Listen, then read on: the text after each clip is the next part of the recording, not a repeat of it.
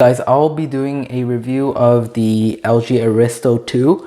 This is a brand new phone that LG came up with. It's a very affordable phone that is supposed to be a very inexpensive device that's easily available to many customers. And this is actually available at Metro PCS right now today for $59 for most cases. And so we'll get right into the phone. Beside the pricing, it's just a great phone, but we'll get it in depth into all of it. Firstly, let's run over the specs really quickly. So this phone has a 5-inch HD display, and this is 720p display. And the camera in the back is actually 13 megapixel with focus and obviously LED flash. And front facing camera is 5 megapixel. There is a 16 gigabyte internal memory in this particular phone, and there's also 2 gigabytes of RAM, which is pretty good for the price. And also this phone is packed with a quad core processor that has 1.4 gigahertz. And the most interesting part that I found about this particular phone was the facial recognition, which can only really be found on really high-end devices today, such as the iPhone 10 or the Galaxy Note 8 or Galaxy S. Those very high-end devices only feature the facial recognition, but I will go more in depth about that later.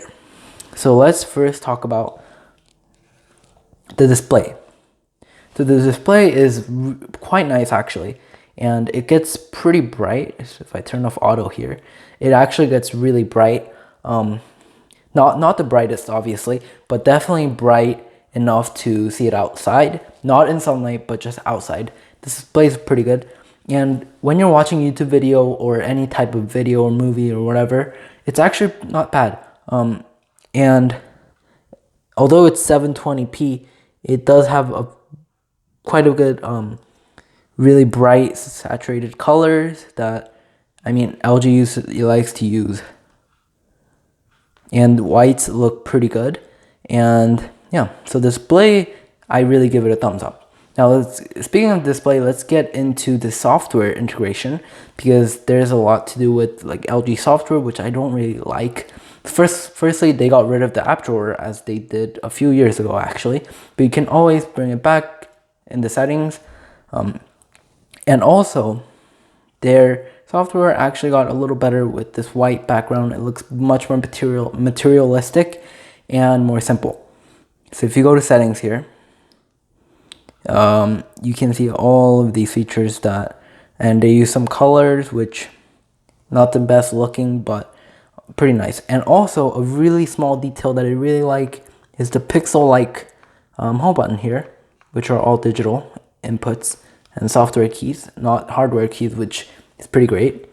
And obviously some bloatware from Metro PCS and more bloatware. Not my favorite, definitely not my favorite. I even prefer Samsung's TouchWiz or Samsung's Android Skin over the LG one, although I really like this animation.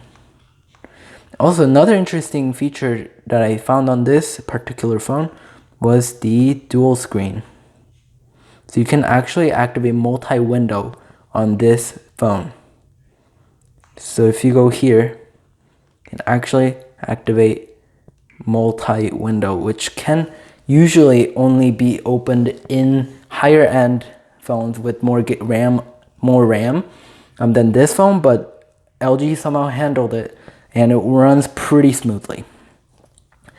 Now let's go over to the speaker department, because the speaker is not bad as all other phones. So if we just listen to a song, an advertisement,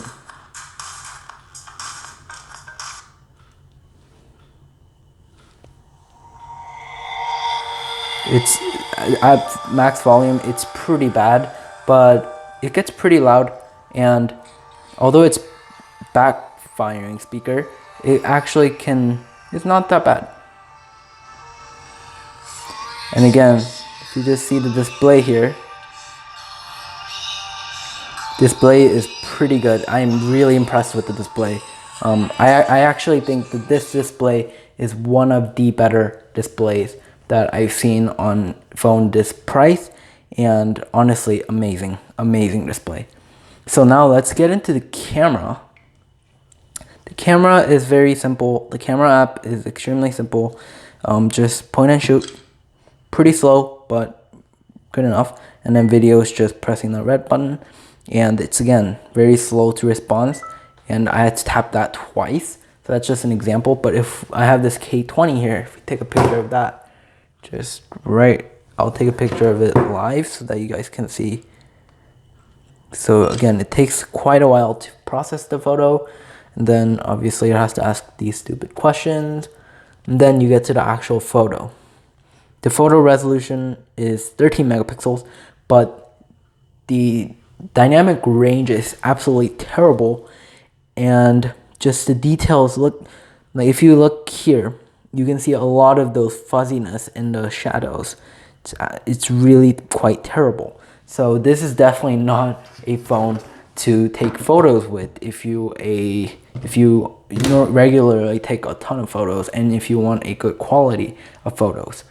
So that's one of the major drawbacks of this phone. But then again, it is a $59 phone and you kind of have to respect it.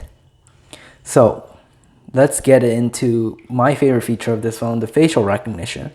So if I have it enabled right now, so if I just turn it on and then point it at my face,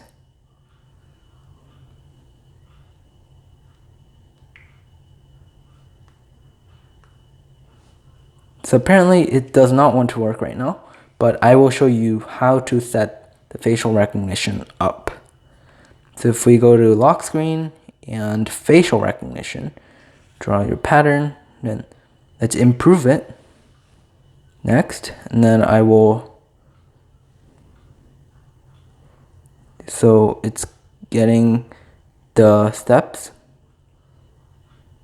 and it's almost done.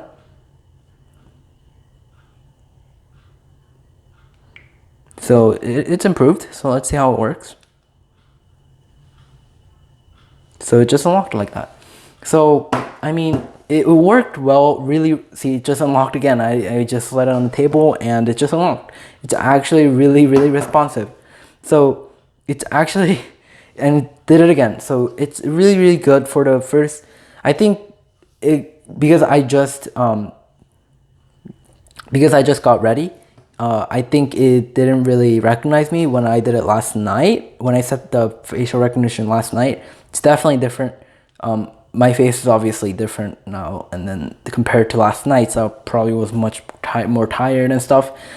But yeah, so this is the facial recognition, definitely works really well. I have the Galaxy Note 8, and that facial recognition I think works just as well as this. If not, this one actually works a little better. Now, I do not know if a photo will be able to recognize it, but I assume it will because the Galaxy Note 8 facial recognition can, unless you turn on the extra safe mode, as Samsung calls it. And yeah, so that's actually my favorite feature. I think LG put that in replace of the fingerprint scanner. And I actually think facial recognition might be more futuristic and people might like that feature more. So I'm really happy that they did it.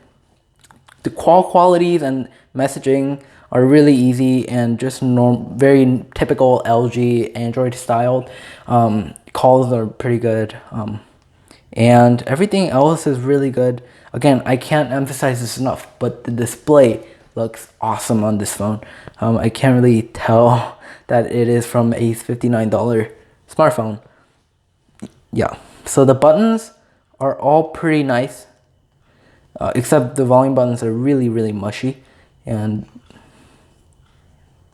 the power button is pretty good too. It's just quite a bit mushy. Now this phone has a removable back cover with a pretty flexible plastic. It has this really shiny back cover look that I'm not much of a fan of. I think it tried to imitate like glass that LG uses nowadays on their higher end devices. I mean, it's not my favorite, but it does have this mirror-like finish that may attract some customers to like. Not my favorite though. And the sides are obviously plastic. It's a black, just it feels like pure plastic. And build quality is definitely not that great. But then again, $59. So this all comes back to the price. And oh, the battery life is also really good. It has a pretty big battery. Getting back to the replaceable battery, it has a 2410 milliamp battery and a SIM card and micro SD card slot also. And the battery lasts pretty long. It got to me through a day with about 25% left, and I am a heavy Instagram social media user, as well as I game a little bit on the phones, so I am usually really strict about battery, but I was able to get about 25 maybe on most days, like 25% when it was really good, and 15% on most days when I got back home. I mean, before I went to sleep. So, and then you can just charge it overnight and it'll be fully charged. So that's really good. So overall, I really think this smartphone is great for people who want to save money, does not want to spend $800 on a phone, and who just wants a phone that has all of the functionalities of the high-end ones, except it just does stuff a little bit worse than those. If you're fine with all of that, and if you're really happy with the price of this, then you should actually get this phone. Because the performance, although the performance doesn't match, the display is, again, really good, and watching YouTube videos is quite nice. So yeah, thanks for watching my video, and I'll actually do more comparisons of this phone to other phones such as the LG Aristo 2 and such. So if you want to check that out, please give it a thumbs up and check out my other videos. Thank you.